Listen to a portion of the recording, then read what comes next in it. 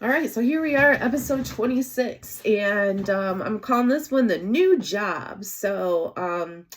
Yeah, I ended up getting called from who ended up becoming my supervisor with a job opening and asking if I had any interest. It was a significant lower pay than what I had previously had, but I was able to talk to him, do the interview, get, information about the job.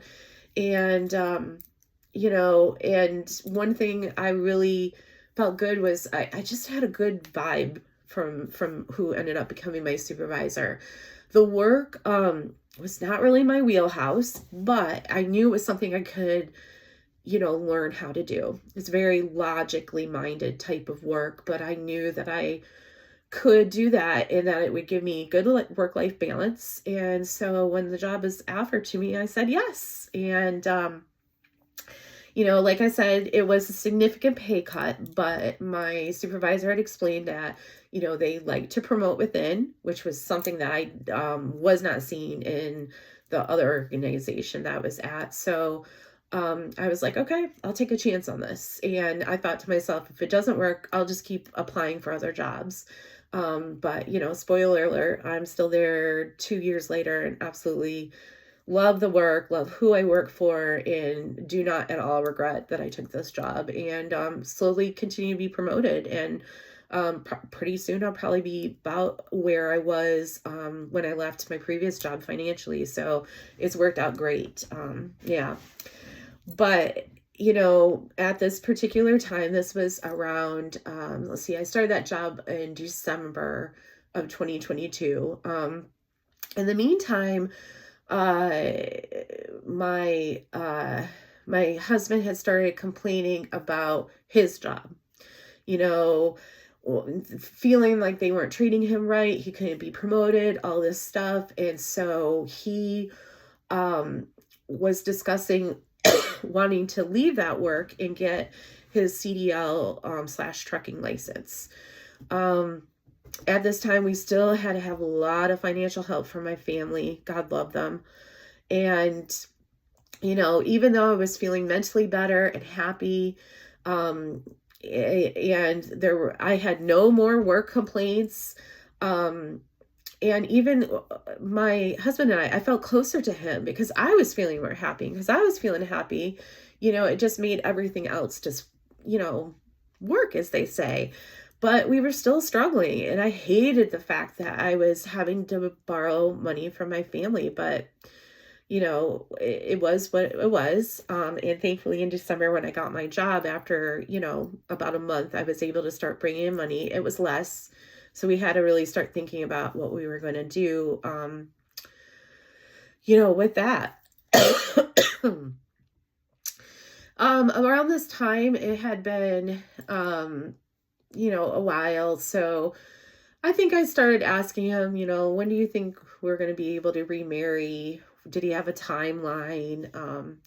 Why can't he just leave this stuff? I was in a good place myself, and I'm like, let's just...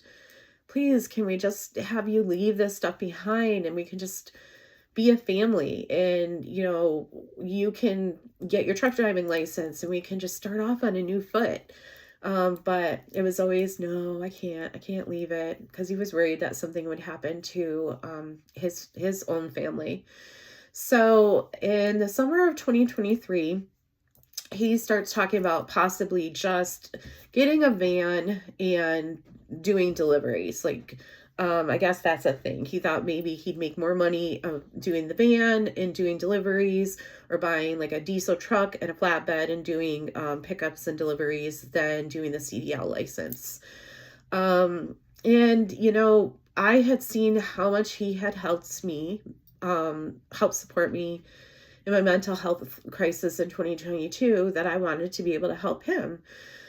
So I was able to take out a loan and just kind of let him decide, do you want to do the van thing? Do you want to do the truck and the long bed delivery type thing? Or do you want to use this money and go back and go to school and get your CDL? But regardless what you do, when you start getting more financially stable and we're start getting financially stable, I need you to help me pay this loan off. I had taken it out through my retirement. So I really needed help with that. And I had already had a couple other loans out that I had spoken about previously. One when we put the down payment on this house, one to help get us out of some mutual credit card debt. And so I was like, these are all things that are against my retirement that will eventually help both of us. So I need your help paying these things off. And he agreed. At the same time, he had racked up more credit card debt on the credit cards that my name was not on. And I started talking to him. I'm like, if you're going to go to school for this CDL, why don't we just do a fresh start? Why don't you just, go to the bank where we had mutual accounts or joint accounts and see if they'll give you a personal loan to pay that off. But I said, I can't co-sign on this. I cannot continue to take on more of this debt, especially when it's not debt that I created. And so he went and tried to get the loan, but his credit score was so low, they wouldn't give it to him, and without a co-signer. And again, he had been there for me the year before when I was going through, or that year when, okay, so this is 2023. So he had been there for me in 2022.